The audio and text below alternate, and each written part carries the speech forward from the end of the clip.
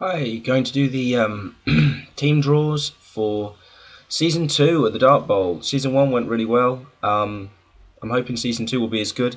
The draw is a little different this time. Still in the Cas Cup, but the difference is that this time the teams that the players played in the first season affects the teams that are in their draw pot. If they had a first tier team, so that's the case for Jack, Ben and Matt, who had High Elves, Skaven and Norse respectively, their glass will only be made up of tiers 2 and 3 teams. So to compensate for the fact that they got a better team in the first season, they all will have a slightly more challenging team in the second season. In the case of Shaun and Alec, who both had tier 2 teams, their pod is nice and simple. It's all the teams again. And in the case of Dan, who struggled on with a tier 3 team, his pot will just be 1 and 2, tiers 1 and 2. I'm going to do the draw in reverse order of standing in the league.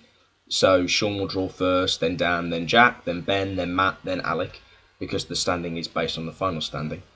Every player will get the chance to mulligan. So this will not be their fixed team. They'll let me know if they're happy with their team or if they want to redraw. But no team that has already been played is still in this cup. So Khemri, Skaven, Chaos Pact, High Elf, Norse, and Chaos Dwarf are not in this anymore. Now, because I'll have to change the draw slightly, it might be the case that when I draw for Dan, who can't have a tier 3 team, if I draw a tier 3 team, I've put little coloured stars on the back. If it's a tier 3 team, I'll just pop it to the side and draw until I get a team that Dan can have. And then same thing with Jack, Ben, and Matt, who can't have tier 1. Okay? So, the draw for the second season of the Dart Bowl Cup. So, first out, with every team inside, is Shaun. I'm not looking down because I could see a little coloured star and blah, blah, blah. So, Shaun's team is Nurgle. Shaun played Chaos Dwarves in the first season, a team that has quite a lot of hitting power but struggles for handling. You can say the same again for Nurgle. It's up to Shaun if he wants to keep them. You know, another slightly challenging team, and Shaun's got the whole pot to draw from. So we'll see if Shaun decides to stick with them.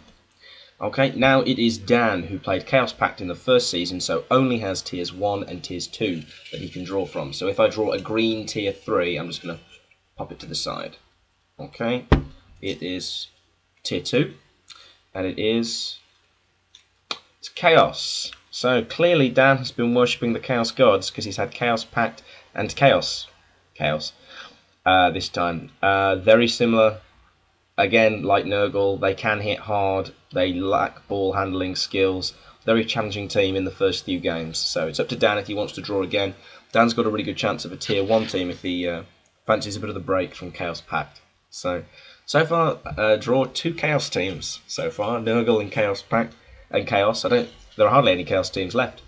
So now it is Jack who played High Elves, which means if I draw a tier 1 team, which I've not been able to do so far, I've got to put it to the side because Jack cannot be tier 1. So if it's a red starred tier 1 team, I will not. Oh, no, I'm pretty good at avoiding these ones I'm not supposed to draw. And Jack has drawn Slann. One of the teams we know the least about because it's one of the teams that came with the expanded rule set, along with Chaos Pact and Underworld. Slann are a bizarre team filled with leap. Matt actually had quite a lot of success with them in a previous league. They're a very different experience. Jack did just play High Elves, so that would be another quite runny-based team. We'll see if Jack wants to stick with that. Bearing in mind, though, Jack can only get tiers 2 or 3, so tier 2 is the best he can hope for. Okay, so next up is Ben, who played Skaven, which means he can only have tiers 2 and 3. And it's a tier 3.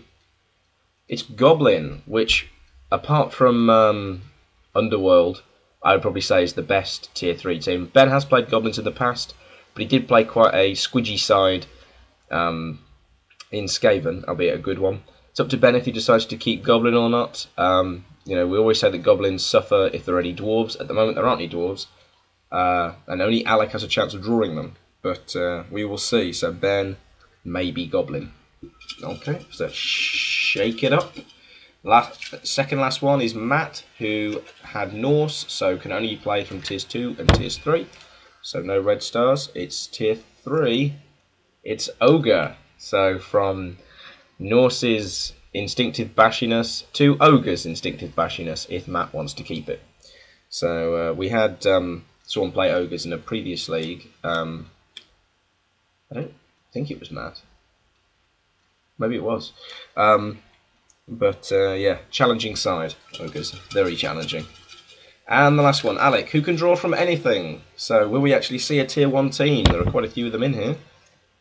Yes, we will. And of course, because I said that Alec was the only person who could draw them, there they are. Dwarf, which I know will upset Ben in 2 ways.